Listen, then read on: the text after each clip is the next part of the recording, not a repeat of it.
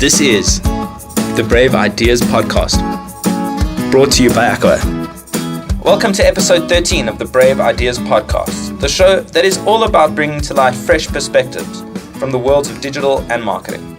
I'm Dan Herman, a digital strategist, a recovering guitarist, and a flailing Premier League fantasy team manager. And I'm here today with my co-host. I'm Sinead. I'm also a digital strategist here at Aqua, a spandex-wearing music video maker. We would love to hear your opinion about our show, so please email us, braveideas@aquaonline.com, or follow us on social media at Aqua Agency on Facebook, Twitter, and LinkedIn, or Brave Ideas Podcast on Instagram. Today, we're talking to Alex Wright, Social and Analytics Lead at BaseTwo. Alex is the artist formerly known as Liver. He's an Instagrammer, and he's also the owner of don'tparty.coza. And today, he's going to talk to us about gimmicks. What's new? Thanks, guys. Yeah, so what I want to speak today about is the marketing world of gimmicks. In the context of the world in which we exist, I think we take a very much traditional application of marketing and apply it to a new world environment, such as digital. So historically, we've taken the concept of big ideas and we've applied that to the spaces and places where we could tell that story. Essentially, we were storytellers, creative storytellers. Now, in the new age, we have technologies at our disposal where we can actually make more of a difference. We can speak to the consumers in ways that change their lives and impact their lives positively. So taking it from a space of telling a traditional big idea to actually providing something necessary for these people, which inherently will connect them in stronger ways with brands. Cool. So how do brands do that? Well, there's two levels of this. There is the brand side, and we're marketers, so we need to be realistic in the fact that we're not on the product side. Not that we can't influence decisions made at that level, but we're not going to go back to them with a marketing solution that suddenly turns or preaches to them to build a new product. That's their job. That's their business. What I think we can do from a marketing ambit is take certain principles, like the principle of frugal innovation, and apply that to how we come up with these solutions to these brand problems. Maybe if you can just explain a little bit more to us about what frugal innovation means. Okay, so frugal innovation is essentially a concept that sees the reduction of complexity in the production of goods by removing unnecessary parts so that traditionally it would be sold in a developed or a developing country. So it's kind of like how our parents always say, "Oh, I just wish I had a phone that could just make calls and I could text from, and I don't need the camera and all these additional apps." Yeah, it's stripping the flotsam away, the unnecessary added bits. Yeah, the added bits that intrinsically don't have any kind of core value. They're nice to haves. Okay. But if you apply that thinking, you can create a product base that is extremely valuable at a reduced cost. That, from a product perspective, makes sense. From a marketing perspective, if you apply the thinking of simpler could often be better, and you apply the notion that high technology is not essentially the best technology out there, but what you can do with what's at your disposal, then I think the ideas or the solutions we come up with fundamentally change. If I'm hearing you correctly, what I think you're saying is that the bells and whistles that we conventionally add to our concepts and ideas in the marketing space are actually quite passé and disconnected from where consumers are and the sort of innovation they're looking for. What I think you're saying is that they're actually looking for very simple innovation that adds immediate and direct value, as opposed to gimmicks. I mean, that requires sort of a fundamental shift in how marketers in South Africa today, or potentially in the world today, approach it. Are there any examples of where that sort of innovation has worked from a marketing perspective? Well, yeah, I mean, from a marketing perspective, there are loads of examples. I mean, I'll take a case even when I was here at Aqua. MTN utilized the communication of SMS, a simple communication that goes to an emerging markets, feature phone, smartphone, regardless, and could increase profitability by over 500% on a campaign that historically didn't do as well, just by identifying core segments, so the consumers that they actually wanted to speak to, and then setting triggers or messaging triggers based on how often they would recharge during a competition.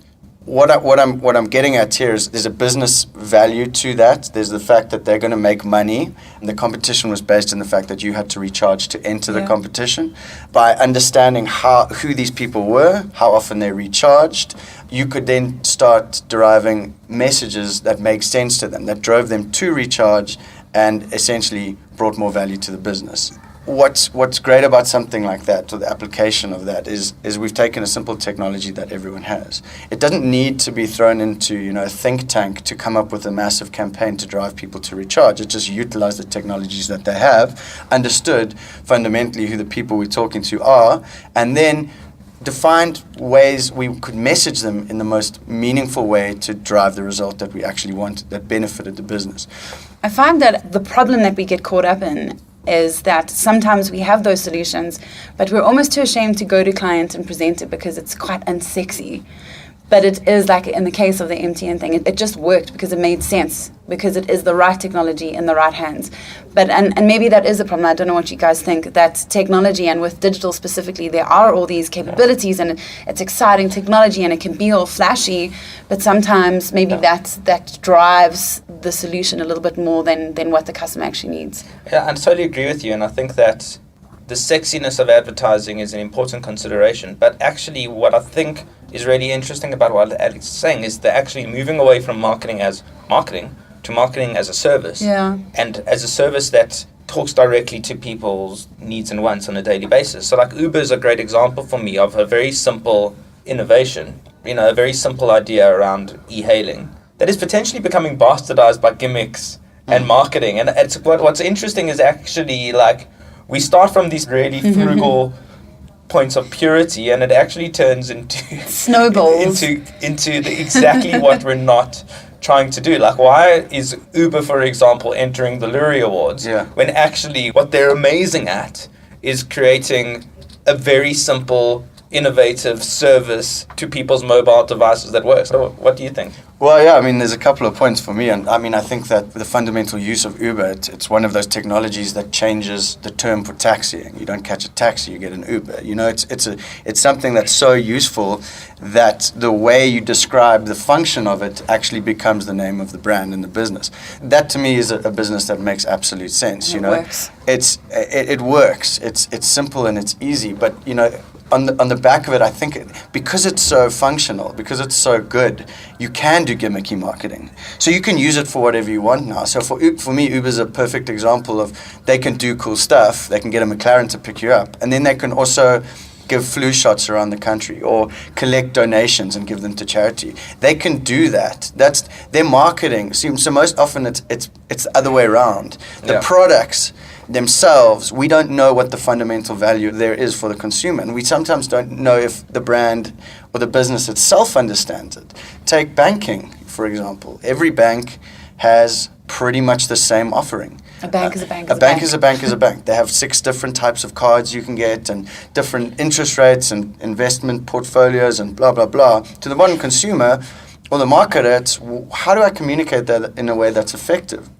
And I think what you get into a wash is you start then trying to channel the gimmick or the fun of it into trying to sell the product, when the product itself's value is not really explicitly clear to the individual, to the consumer. We need that fundamental shift. We need to. So that to me is one of the most important points. Is what is the benefit to the consumer, and if the benefit is tangible, if it makes sense, because that's essentially where we exist, right?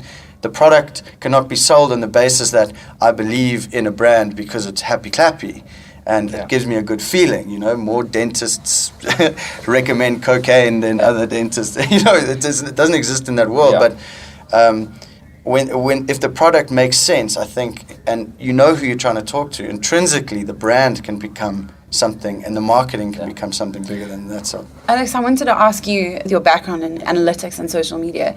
What do you think our role is then in terms of feedback to brands and companies about their products.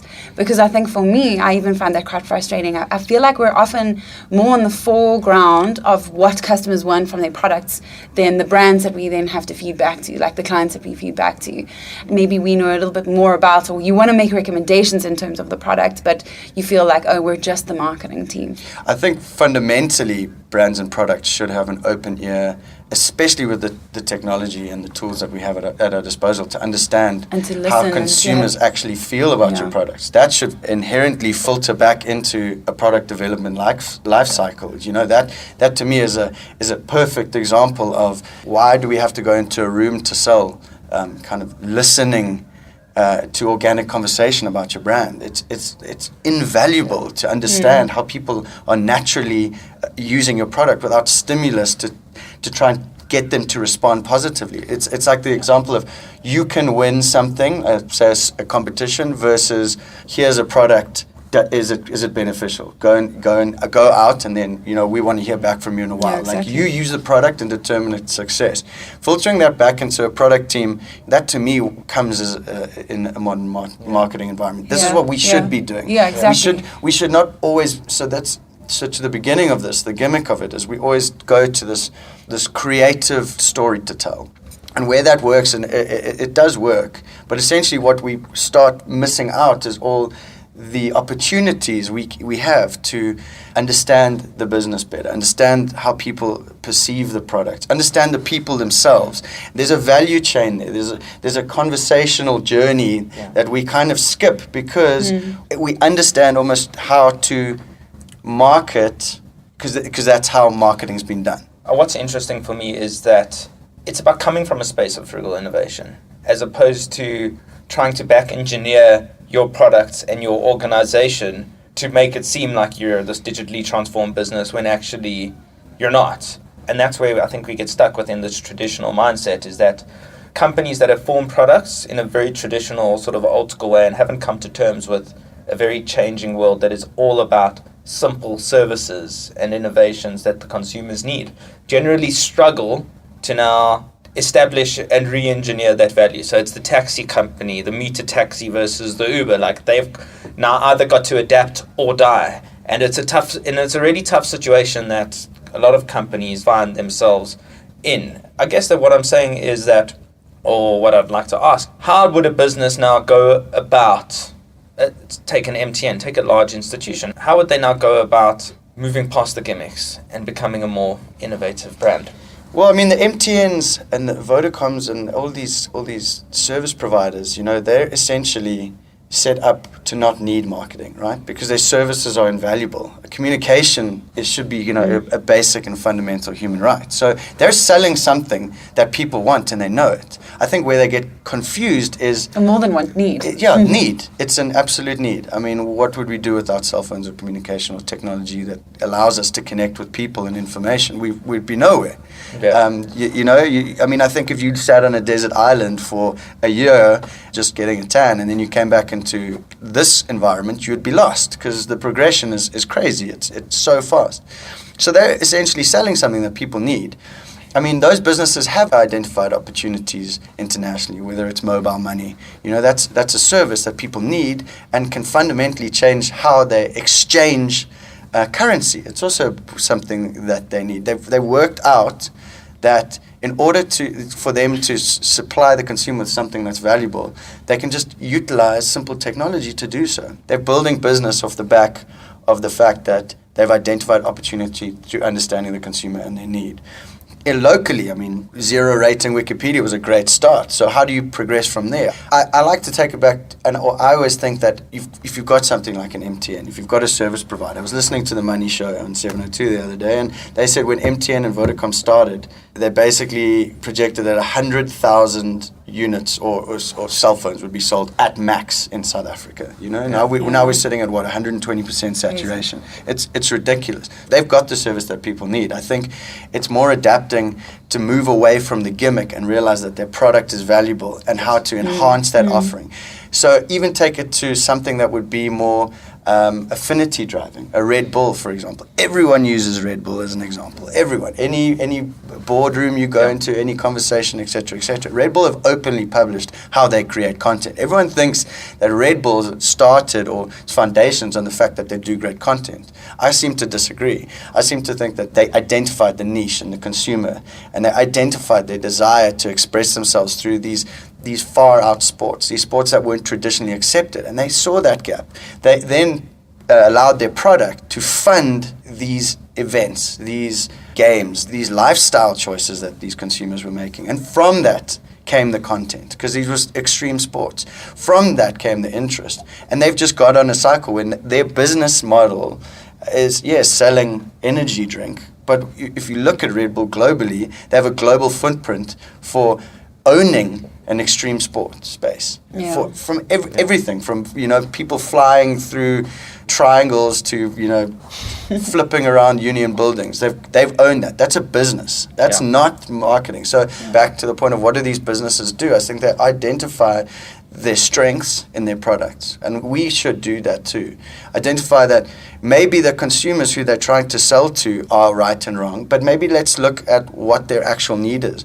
Then I think the brand needs to step away from trying to profess itself as this beautiful thing that's coming to save their lives, and realize that in this switched on consumer environment, people can associate with them or grow their relationships with them based on the fact that these brands and these products can link consumers to their need or experiences that they want to actually have and share.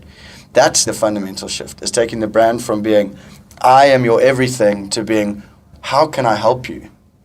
It's amazing. It's the longest monologue in the history of the Brave Ideas podcast. No, it's awesome. No, I think it's really interesting, and I think it's great, and I think the points are really interesting. It's about really understanding your target market, understanding the consumer, identifying that niche or that angle to really tackle them on, and delivering the value as opposed to the gimmick. And I think that is really the fundamental point that Alex is making. No, exactly, Dan. And I was just thinking now that throughout the Brave Ideas podcast, we seem to be having there's a similar thread that keeps popping out, and it's all about brands, first of all, understanding their customers very well, understanding the niche that they kind of appeal to, understanding their products and really what the benefit of their products are, and then just being brave in terms of what they stand for. So I think that's really, really interesting.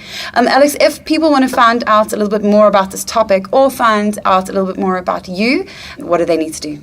Well, you can email me, alex.wright@base2.co.za. You can follow me on Twitter @liverbeats, artist formerly known as. No, it's @liverbeats, one word. Yeah, and I think if you want to find out more about these topics, the Holy Grail is TED, and there's a guy called Navi Rajo who's done a TED Talk on frugal innovation, and it's got a lot of application to marketing, and I think you should go check it out. Thanks for that, Alex. That was a great conversation. Now, let's move on to the tool of the week. So today's tool of the week is CrowdMics, and CrowdMics is a smartphone app that lets users speak into their own microphone on their phones with the sound broadcast over Wi-Fi to speakers in the room. So really handy if you're at a conference and you'd like to open up the room for questions or a debate. Instead of having to pass around a mic, literally everyone can just use their smartphone and use the mic on their phone to do so and to ask questions. The company makes money by charging event organizers a fee for the service, and it can also allow event attendees to take part in polls and submit comments. So really, really nice audience response technology that's great for information gathering. So check out CrowdMics, and that's available on the App Store.